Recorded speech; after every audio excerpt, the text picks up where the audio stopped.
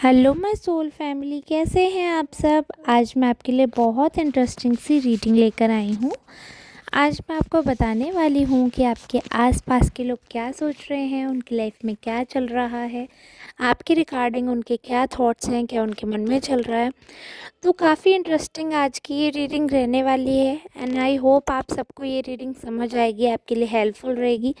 अगर ये रीडिंग आपसे रेजोनेट होती है, आपको अच्छी लगती है, तो कृपया करके आप मेरे चैनल को सब्सक्राइब कर लीजिएगा, मेरे वीडियोस को लाइक किया करें और सब्सक्राइब करें चैनल को, वीडियो को ज़्यादा से ज़्यादा सपोर्ट करें कमेंट करके, लाइक करके। अगर आप सपोर्ट करना चाहते हैं तो सुपर थैंक्स भी बाय कर सकते हैं। और रीडिंग जो है मैं राइडर टैरो डेक से करने वाली हूँ और ज़ेन टैरो हम बीच में मिक्स करेंगे, तो काफ़ी इंटरेस्टिंग सी आज की रीडिंग रहेगी। आपको साथ में एंड तक बने रहना है, स्किप नहीं करना, क्योंकि कई बार क्या होता है रीडिंग हमसे पार्शियली रेजोनेट हो जाती है, बट आपको क्लेम करना है कि क्या पूरी रीडिंग आपसे रेजोनेट हुई है या कितने परसेंट आपसे रीडिंग रेजोनेट हुई है। मेरी तरफ से कोशिश रहती है कि ये जनरल रीडिंग पूरी तरीके से आपसे रेजोनेट हो जाए और मेल फीमेल सबके लिए ही है ये रीडिंग, तो आप लोग अपने जेंडर के अनुसार अपने लिए लीजिएगा।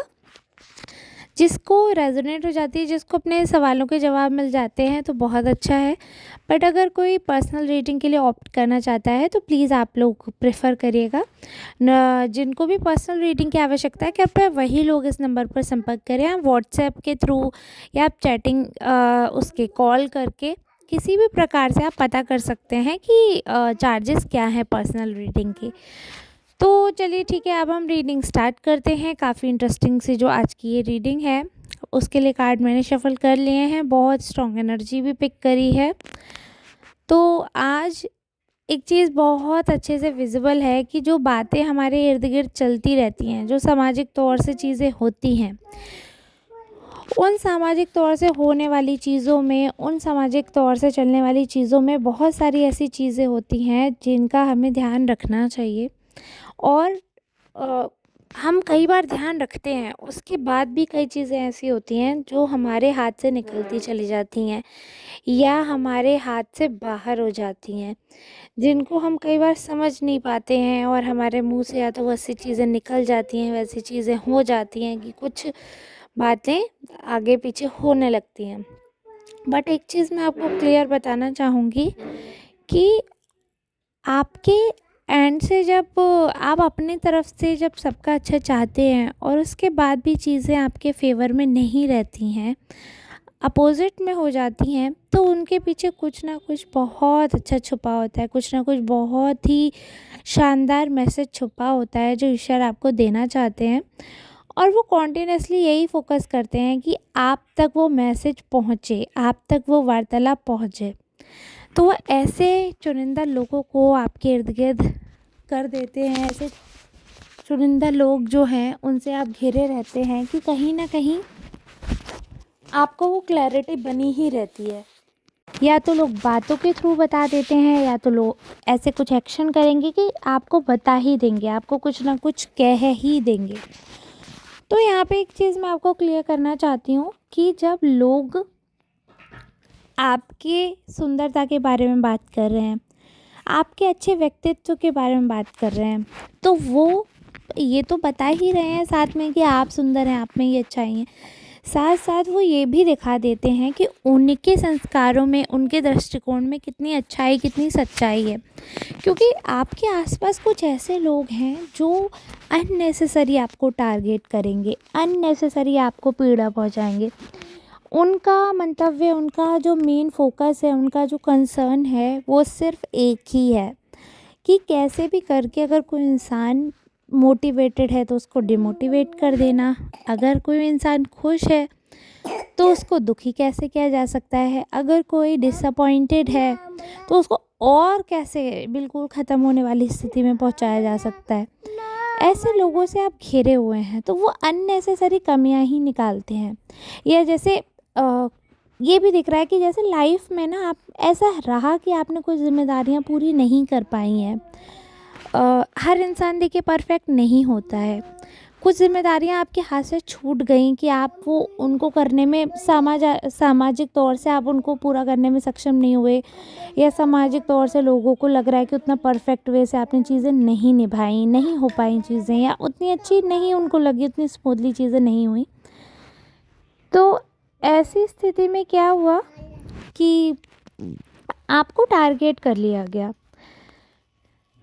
जब चीज़ें उस बारे में बात नहीं होती है, फिर भी वही चीज़ें लाकर बताई जाती हैं कि आपने ये लाइफ में गलती की है, आपने ये चीज़ें मिस की हैं, या आपने इन चीज़ों को नहीं किया। तो कहीं न कहीं एक हर किसी की लाइफ में एक लूप होल तो रहता ही है।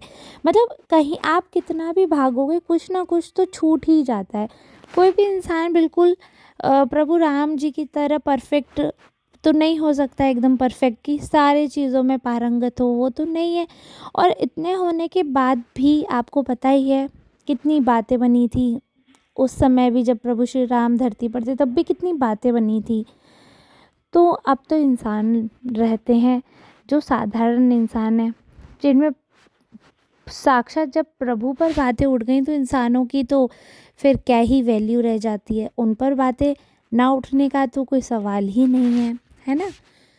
तो आपके ऊपर भी बातें ऐसी उठती है। मैं एग्जाम्पल प्रभु श्री राम का दे रही हूँ, उसका मतलब ये नहीं कि आप लोगों में कोई सिमिलैरिटी है।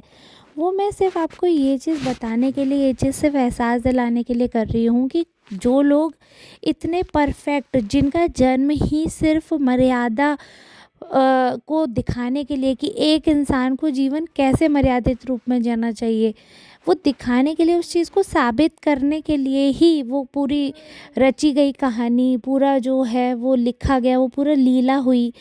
तो वो सिर्फ ये दिखाने के लिए हुई कि मर्यादा पुरुषोत्तम बनकर कैसे जा सकता है एक सांसारिक, एक मोह माया के जाल में, उनसे कैसे छूटा जा सकता है, वो दिखाया गया। कैसे उन चीज़ से आकर आगे कैसे आसक्त होकर रह सकते हैं। तो आप तो नॉर्मल इंसान है, आपका और उनका तो कोई मेल ही नहीं है। लेकिन आप ये सोचिए, तो नॉर्मल इंसान की तो बातें कितनी हो सकती हैं, क्योंकि हम लोग उतने मर्यादित रूप से, हम लोग उतनी सीमाओं में, हम लोग इतने मोह माया से एकदम हमारा वो नहीं हो पाता है कि हम अलगाव कर लें चीज़ों से, लोगों से, इतनी जल्दी नहीं हो पाता है, ऑब्वियस है। तो आपके लिए भी बातें होती हैं कि आप अपने ही मोह में हो, अपनी ही आपकी वासनाएं अपनी ही वो हैं, नीड्स है आपकी, अपनी आपकी उम्मीदें हैं, आप अपने से ज़्यादा किसी और का सोचते नहीं हैं। जो लोग ऐसी बातें करते हैं ना आपके लिए, उनको एक चीज़ बहुत अच्छे से समझने की ज़रूरत है कि अगर मैं आपको लड्डू दे रही हूँ और लड्डू देते देते सबको देती चली गई, लेकिन एक टाइम आएगा कि जब वो लड्डू का डिब्बा ख़त्म होगा, उस डिब्बे में लड्डू ख़त्म होंगे और कोई ना कोई फिर भी रह ही जाएगा हाथ जिसका खाली होगा। तो ऐसे ही कर्म का है, एक लिमिट होती है, आप एक लिमिट तक कर सकते हो। एक ना एक दिन ऐसा आएगा कि वो लिमिट पूरी हो जाती है और कभी ना कभी कोई ऐसा इंसान हो जाता है जिसे हमें मना करना पड़ता है, जिसको बुरा लग सकता है, जिसके साथ व्यवहार कुछ अलग हो सकता है। तो उस पल के लिए तैयार होना एक बहुत समझदारी भरी बात है। इतनी भरी समझदारी, इतनी बड़ी बात जो है, ये हर किसी में नहीं होती है।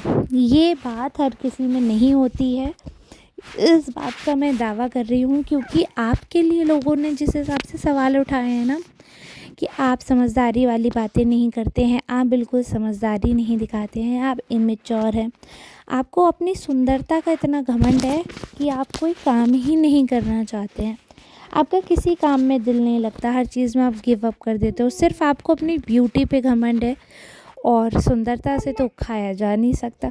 तो जो लोग इस हिसाब की बातें करते हैं कि आपको फ्यूचर में जाकर फाइनेंसेस की दिक्कत होगी, तब आपको पता चलेगा, अभी आपको उतनी कद्र नहीं है, अभी आप उतने सीरियस नहीं हैं, उन लोगों को ये नहीं पता कि आप कितनी वैल्यू करते हैं मनी की। क्योंकि मुझे कार्ड्स में ये नहीं दिख रहा कि आप डिसरिस्पेक्ट करते हैं मनी की या आप वैल्यू नहीं करते, ऐसा मुझे कुछ भी नहीं दिख रहा है।